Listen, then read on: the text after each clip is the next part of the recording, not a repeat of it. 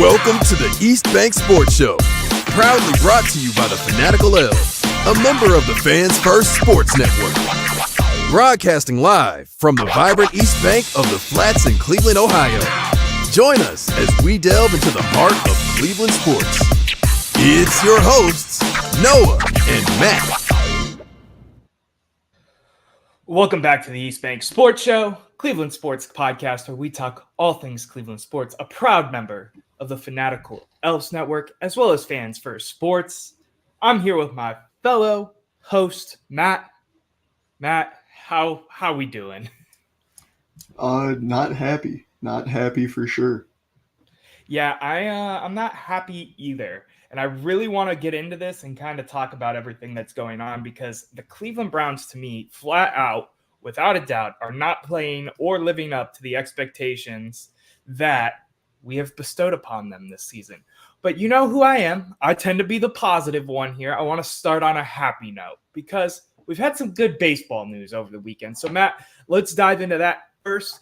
Real quick for everybody watching, thank you for tuning in. Make sure you join in at the conversation in the comments, whether you're watching it on X, YouTube, whether you be on Facebook, wherever you're watching, or join in after the fact in the reviews on wherever you watch podcasts and or the re-upload of this YouTube video. Let's get into it, Matt. Guardians are the AL Central champions. Can they get the first round bye? Let's talk about it quickly, briefly, so we can get to complaining. Run us off, man. I mean, for what I believe to be the fifth time since 2016, the Central runs through Cleveland. It's kind of something, if you remember back to when baseball season was starting, I kind of set this in my mind as a really solid benchmark for this team, you know? Yeah. We have the roster to do it. We have the talent to do it. Just got to go out there, put it all out on the diamond together. And I think the one thing that's kind of getting glossed over, I'm ignoring that. It was a comment that said, how y'all going to let the Cards win the series? It's fine. We won the AL. We clinched the playoffs. And our magic number is 2 to have that first round bye. Continue, Matt. I think kind of one of the big things, though, that hasn't really been appreciated enough because we've been so focused on the fun team on the field is the rookie manager vote. Yeah.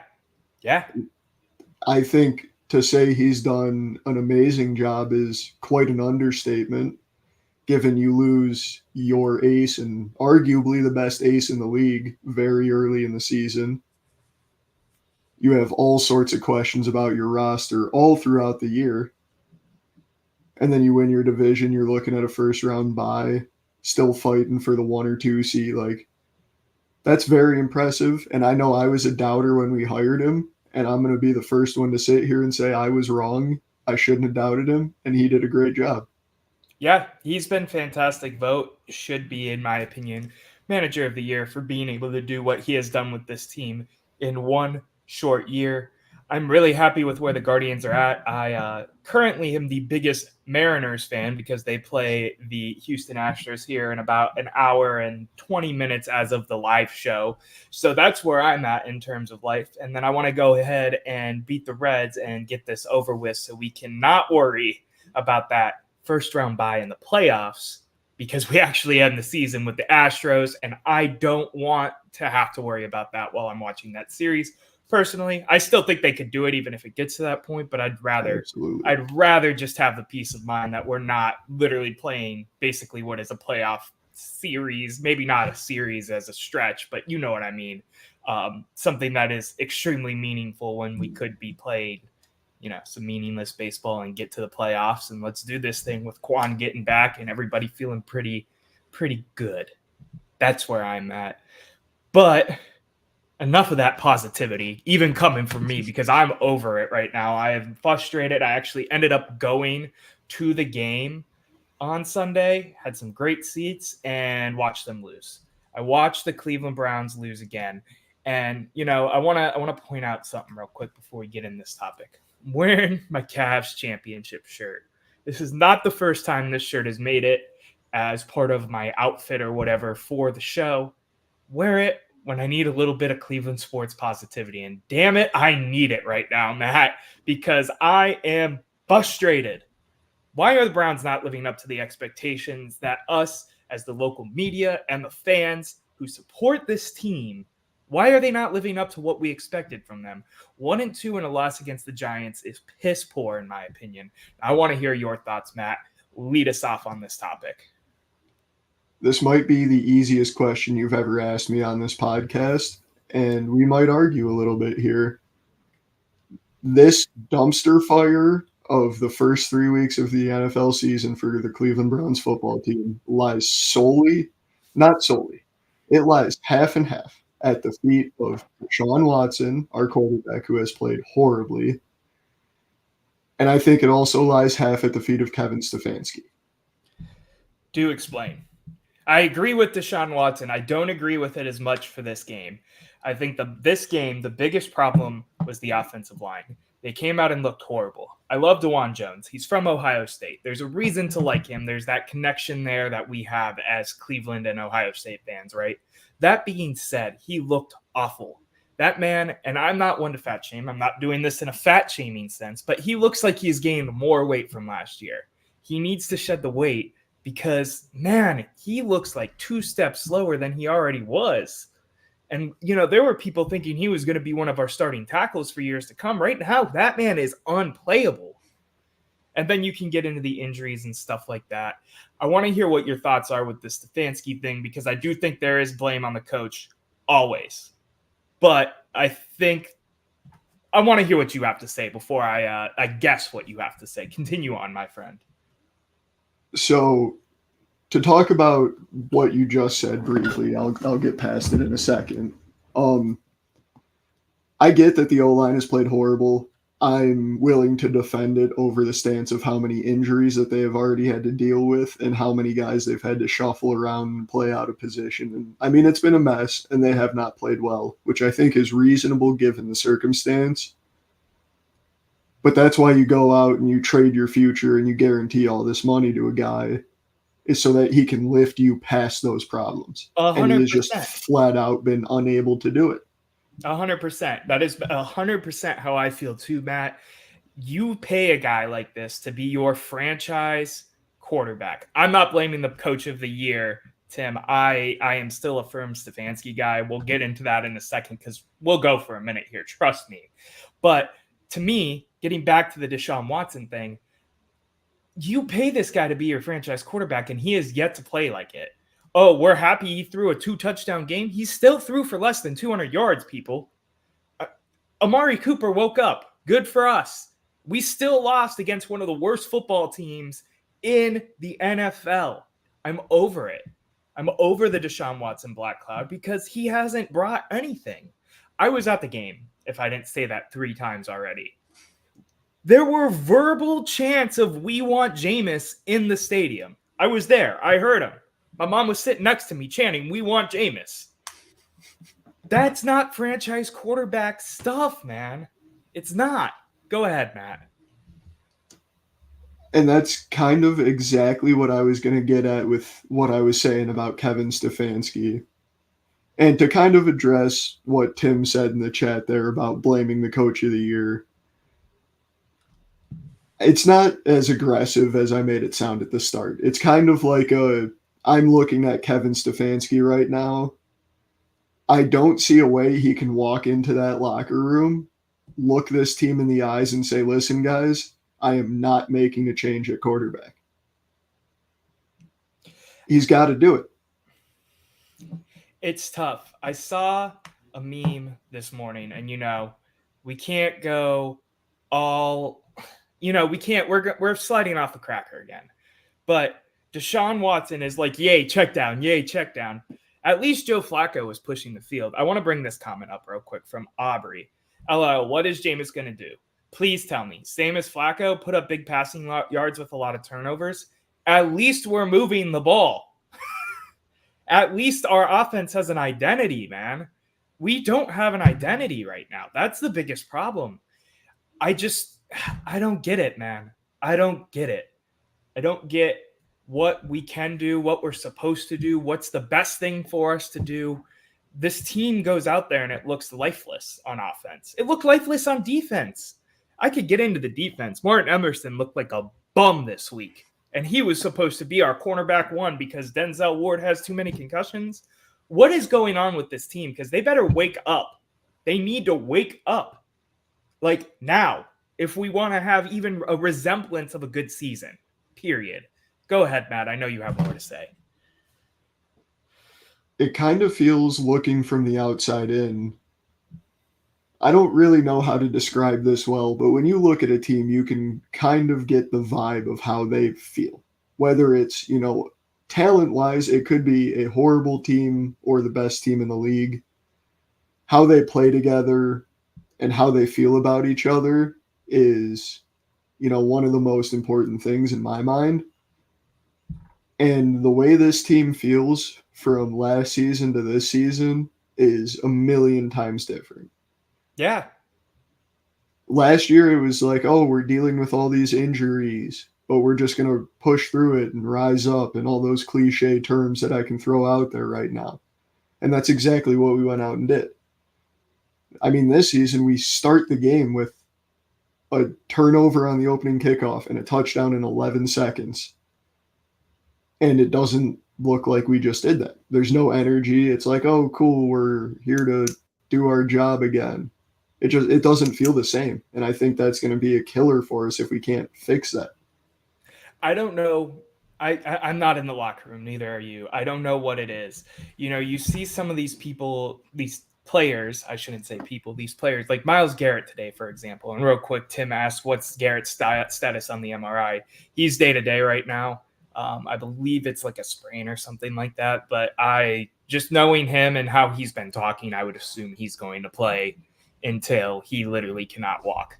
That being said, I feel like the vibes seem good from the players, right? For in terms of at least social media and the stuff that I can view and see and react upon. That being said, they go out there and yes, the offensive line has looked horrible, absolutely deplorable. Part of the problem is, we've been missing two of our starting tackles. Jedrick Wills looked like complete ass this week again. It looked almost like he shouldn't have played yet, but they were nervous to put Hudson and Jones back out there again. I just don't get what the direction is. Something else that bothers me, since we're talking about the offense for a second, why are we running so much empty? Why are we running so much empty? We can't, it isn't working.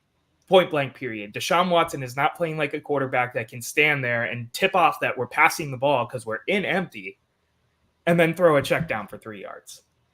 We need to have more tight end sets. We need to have 3 tight ends on this roster, period. That is when our offense has looked best year in and year out with Kevin Stefanski, is when we've run 2 tight end sets. And you can't do that when you have 2 tight ends on the roster, because if one goes down, half your playbook's out of the way. There's just so much stuff that comes down to quarterback play, that comes down to coaching, that comes down to the offensive line, that it really feels like it's time for us to just wake up and figure it out, or else we're going to be a 5 or 6 win team. That's point blank, period. You don't lose to the Giants with the ball in your hand 3 separate times to win the game. They missed a field goal. They could have iced the game on us, missed the field goal, and we still turn over the ball. And Cedric Tillman still drops the ball. And I know Cedric Tillman wasn't supposed to be the receiver in that play. Normally it's Amari Cooper. Amari Cooper goes out the play before. You have to put someone else in there. You put one of the bigger, deeper threats. Get what happened there. It's just time to wake up. The locker room needs to wake up. That's the point blank period thought I have. Stefanski needs to light a fire under these guys' ass. I know he's not always the fieriest of fiery coaches. That was a tongue twister. But it's time to get something out of these guys. We look horrible at home. I mean, we didn't look great in Jacksonville, but we at least looked like we could win a football game. We were one of the best teams, one of the best teams at home last year with 14 different quarterbacks. PJ Walker beat the 49ers at home. With some luck. I'm just sick of it, man. I'm sick of feeling bad on a Monday after I spend all this money to go to a game on a Sunday and enjoy the Muni lot and enjoy a tailgate. There needs to be some answers here. And the answers need to be a little bit deeper than we just got to be better. And I know I was giving Eric, the work on this a couple episodes ago on the Office edition of what do you want Kevin Stefanski to say? It's time that we put ourselves in a direction. Matt, I've rambled for a minute. What else do you have to add? The few things I have to add to that is agreeing exactly with what you were saying about Kevin Stefanski needs to get a grip on this team and get them moving in the right direction. And that might be a struggle for him because he's not the most, vocal, hype you up head coach. I think a good way to do that might be walking into the locker room and saying, hey, we're making a change at quarterback. I seriously think that's something he's at least got to be thinking about seriously. I mean, you hand your quarterback the ball with a chance to go down and win the game multiple times in the fourth quarter. And again, we just went over it, but the quarterback we mortgage our future for. You have to go down and win that game. And he has failed to do it week in and week out. What has he done? He has given us one half of QB1 franchise quarterback football and then got hurt and missed the rest of the year after that. Yeah. One half. What are we really still sitting here and defending that? Even like some of the comments have said, let Jameis go out there, rip it, turn the ball over 15 times. Whatever. At least it's not the dude we mortgage our future for and can't get anything out of. At least he's pushing the ball. It's just so frustrating to watch. And I'm so over being a quiet Deshaun Watson hater. I can't take it anymore. He is not a good quarterback.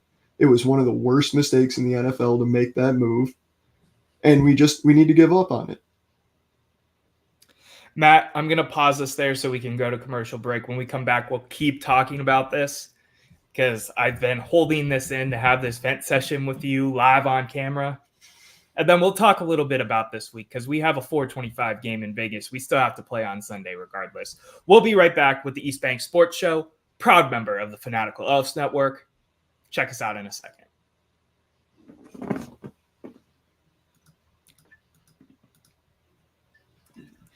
And we are back with the East Bank Sports Show.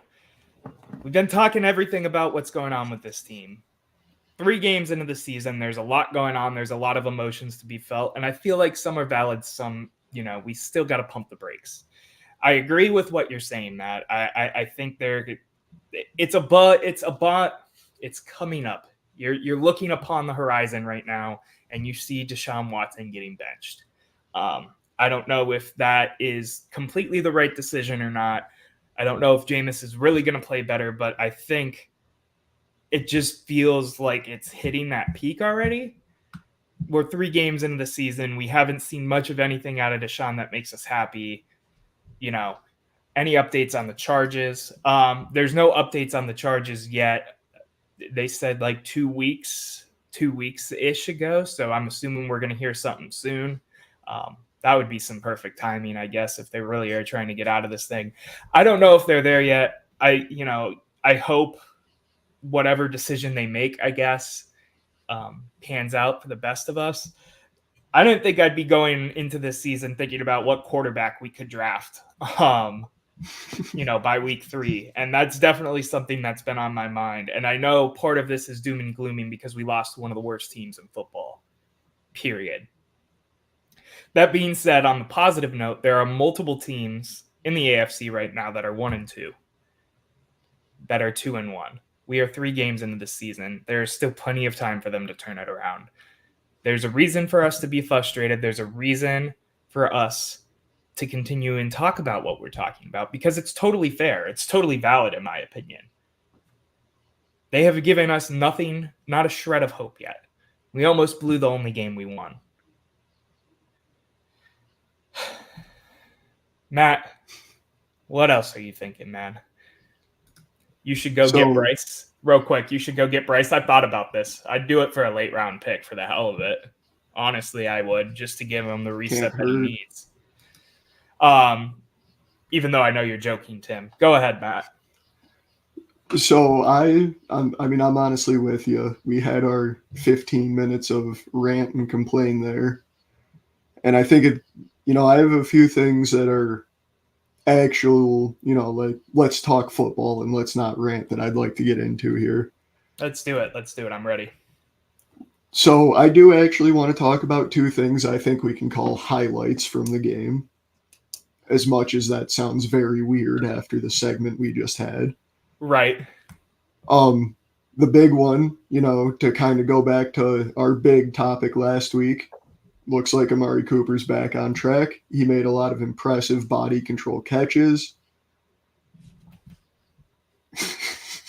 Give him the bag of sunflower seeds and a 7th rounder for Bryce Young. Sign me up. Done. I'm ready to go. Put him on the private jet. Go ahead.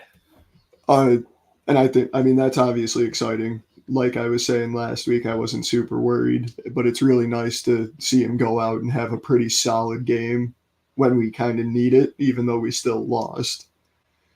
And then I know you were kind of dogging on some players individually there, but I think, given the situation that we have put them in throughout this entire season, my worries that I have expressed on this podcast about our defense have been kind of put to rest now. I feel very comfortable with our defense. I think they've played very well. I think there are a few players that need to play better, and it will be elite again. But we've had a handful of turnovers taken away by penalties, little things like that I think we can clean up. I'm not super worried about our defense. I'm happy with how they've looked. I'm not, over the moon about them, but I'm definitely happy with how they've looked. Yeah, one player I want to shout out to, despite, all of our negativity from the last segment before the commercial break, Jordan Atkins has been playing his butt off for us, I feel like. I think he's done a really good job of getting open, breaking tackles when he gets the ball in his hand. That 4th and 1 where Deshaun took the ball on the RPO and tried to run it for the first down. If you look at the All-22 film, Jordan Atkins is wide open on a rub route, basically, for the first down. It's a 3-yard game. Deshaun stares him down and doesn't throw the ball. We could dig Deshaun for that all day. I think Deshaun, all things considered, because he had 0 time in this pocket, played a decent game. I still don't think he played franchise quarterback level football, which is kind of what my biggest gripe is at this point. Is I'm kind of over being 3 years into this and still wondering, will we ever get the Houston Texans Deshaun Watson, or is he just mentally cooked because of everything else that's going on with him? Getting worked up again. Let me backtrack a little bit. The offensive line, I want to shout out my boy Wyatt Teller. Didn't have the best game in the entire world, but he did get hurt, and he's going to be potentially on IR, out for several weeks with MCL sprain. So get better soon. He just had a kid too, so hopefully he's not too immobile to not be able to help around the house and do the fatherly duties that are also just as important as his football career is. That being said, this week there's things I need to see. There's something I really need to see, and I need to see Jack Conklin on this football field because it's time to get Dawand Jones out of here, in my opinion. He looked horrible. He was playing Ole like it was a bull, and he had the cape all day at right tackle. And I can't believe I'm at a point where I'd rather see James Hudson play swing tackle than watch Dawand Jones play another snap for the time being. That's step one. Matt, what else are you thinking? Kind of along the same lines, but a little bit of a different direction. I want to see, before we even get to Las Vegas, Andrew Berry needs to wake up and send some picks or send something to go get some O-line help. We need it. He's got to do something. I don't expect, a big break the bank, go get, Trent Williams off the Niners or anything, but we have to go get somebody that's serviceable to get on this O-line now. Yeah, I could see a trade for sure. Just because of all the injuries that we've had going on. I don't think we're ready to see a guy like Zach Zinter, the rookie out of Michigan that I'm very excited to see play. I don't think we're ready to see him make a full-time play yet. I do want to see that. I also want to see what happens with these O-line injuries. We had Jedrick Wills go out, we had Wyatt Teller, and we had James Hudson. So three offensive linemen that are rotating in right now. I want to see what happens there. to kind of make a thorough evaluation of what this offensive line is going to look like. You know, we lost our offensive line coach last year. His son is now the head coach at the Titans, so obviously he went and followed them to help there. Makes sense. He was a really good offensive line coach. Was thinking it wasn't going to be the be-all, end-all, but through 3 games, it's looking like it's been through the be-all, end-all. As a former offensive lineman myself, I have seen the very minimal communication. We're getting beat on twists, stunts, blitzes like crazy, and they need to figure something out. The fact that we looked better with everybody playing out of position, Joe Bitonio at left tackle when all those injuries happen, this O-line needs to figure it out too, because that is one of the biggest problems with this offense, in my opinion.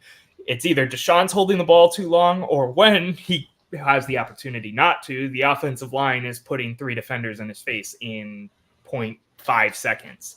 So, Matt, what else are you thinking for this 4:25 Sunday Las Vegas Raiders game? I mean, getting into the game, I don't even know what I want to see. I want to see a lot of change happen before we get to the game. But, I mean, we have to win this game. And I feel like I say that every single week on this. But the one thing that I kind of want to bring up right now is I kept a track from when we did our episode kind of pre-gaming the Browns season, talking about our predictions. You had us do a record prediction. I have mine written down in front of me. Granted, we're 3 weeks in, so it's not hard to be accurate. I'm off by a game. I'm 1 game off of where I thought we were going to be, where I would be happy with us. Granted, that 1 game is a very, very, very, very, very ugly 1 game. So you were talking lost Dallas, win Jacksonville, win Giants, and now we're here. That's where I thought we would be. That's what I thought. That's what I thought I remembered when we did that segment in the preseason. Continue on. That's where I had us. And, you know, it's week 3. Yeah, we're sitting here having our doom and gloom. We hate Cleveland football talk. Week 14, we're probably not going to be talking about this ugly loss to the Giants anymore. And ideally, if we make the right moves, which a 2-time coach of the year can and should and hopefully will, it's not going to matter.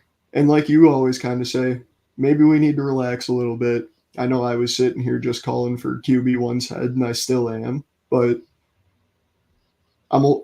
in my mind, I'm only off by 1 game. We need to get it on track now, but it's not too far off the track to do anything with. Yeah, I mean, this team still has the talent front to back that they should be doing something. I think that's where the biggest frustration is the fact that this team could, and hopefully will wake up and do what they should be able to do with the defense that we have, with the wide receiver room that we have, with the running backs as soon as Nick Chubb comes back and David Njoku comes back in that tight end room. This team is talented. This offensive line is talented. It's time to wake up and let's do this thing, right? Something I'm kind of on watch for, and I know Eric's not watching, but I wish he was because of what my take is.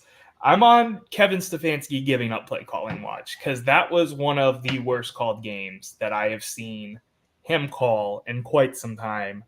I know we couldn't get the run established because of how bad the offensive line was playing, but the fact that it took us until the end of the 3rd quarter to run any type of screen, any type of play like that, like anything remotely like a screen, a rollout, what have you, is not good adjustment and not good attention to detail, in my opinion. And it's on watch.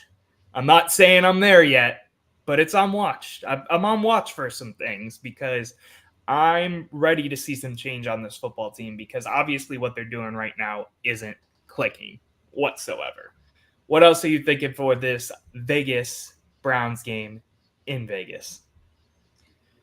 I mean, not to double down, but we really need to have a good game this week to get the momentum rolling. I mean, that's the big thing. And this Raiders team, I mean, obviously it's NFL competition, and we kind of said this last week, and we all saw the result, but we can beat this Raiders team. and I think we should beat this Raiders team. You know, it's not like we're traveling to San Francisco to play the 49ers or traveling to Arrowhead to play No, we're playing we Gardner Minshew. Yeah, we we should. can win this game. Yeah. So we better. Nah, I'm with you. Matt, it's been a pleasure talking. No, I'm not doing a parlay of the week this week. I can't sit here in good faith and tell you to bet Browns money line or bet Browns spread with a touchdown and my normal formula I give you. I just can't do that at this point in time with everything that's going on with the team. I look forward to seeing what happens in the news this week. I know we got some injury news, potentially some Deshaun Watson news coming up in the coming days, according to Tony Busby, his case and everything that he said that the NFL would be talking to the attorney and the girl who filed the newest case on him. So looking forward to seeing what the news brings in this week. Hopefully there's some good, some bad. I hope there's not bad, but I'm hoping there's some good. Because at least the Myles Garrett injury was a little bit of a good news moment, right, where he isn't completely out. Matt, I want to hear your final thoughts and takes. I know we've kind of gone on a tangent, kind of made our points known, but is there anything outside of the Cleveland Browns realm that you want to think about, want to talk about? Is there anything, Guardians that you're thinking as well? Cavs even, because we're coming close to basketball. Let me hear what you have to say. I'm gonna go ahead and sandwich the episode with some guard stuff. I truly, looking at this team, the way they've been playing, I know we just lost the series against the Cardinals. I like them in a 5 or 7 game series. I like their odds against anybody in the AL. I'm not saying we win it, but I'm saying we have a very good shot against anybody. I like the way our roster stacks up against anybody in the AL. I'm with you on that. I've been feeling a lot better about this team. They had their dry spell. We've got some guys coming back from injuries, such as Stephen Kwan, what have you. I'm really excited to see what this team looks like in the playoffs. I'm really hoping they get that bye because that would be an absolute great time. Tim Lyons with his Go Cards. Tim's all over the place. He's a Cardinals fan. He is a Bengals fan. Tim, while I go on my final take, are you a basketball fan of anybody or hockey? Who are your teams there? I'm just curious because, we talk enough outside of the show and during the show, but I don't know where else your allegiance lies. What about college too? I think you're a Notre Dame fan, right? Are you a Notre Dame fan? I don't know. Anyway, my final thought, my final take goes to the Cleveland Cavaliers. I am really excited for this season. I am really excited to see what this team does because this is kind of the same mentality as what the Cleveland Browns are in right now. It's a prove it year. We've done it. We've seen it. We know what this team can do. Let's prove what's going on. Let's see this core four do what they can. And if not, we still have the ability to blow it up with some of those non-core pieces as Donovan Mitchell and Evan Mobley have been solidified in this front office. I am really excited to see what the Cavs have to do. Spoiler alert, I think I might be working there a little bit again this year, getting some reps in on the court. Not playing, obviously, setting up props, but you know what I mean. And yeah, I'm just excited to get back into basketball as well. The best time for sports is always that October time where everything's kind of going on at once, and I am very much ready for that. I wanted to end on a positive note before we wrapped up this episode of the East Bank Sports Show, brought to you by the Fanatical Elves and the Fans First Sports Network. Me and Matt want to thank you for tuning in, enjoying us talk, bicker, rant, call for Deshaun Watson's head, call for the O-line's head, and then bring it back down to earth and talk about some of the things that matter and we need to see moving forward. It's time to wake up, Cleveland. It's time to wake up, Browns. There's still a lot of season left. It's not completely doom and gloom. Fortunately, it isn't a victory Monday, but there's always next Monday, right, Cleveland? Thank you for tuning in. Make sure you hit the subscribe button, download the podcast. It helps us grow the brand when you do those two things. And until next time, Cleveland, have a great rest of your night, week, day, and I'll see you on Friday with a special edition of the At the Office with an At the Office post show right here on the YouTube channel and wherever you watch. Have a great one, Cleveland. See you next time.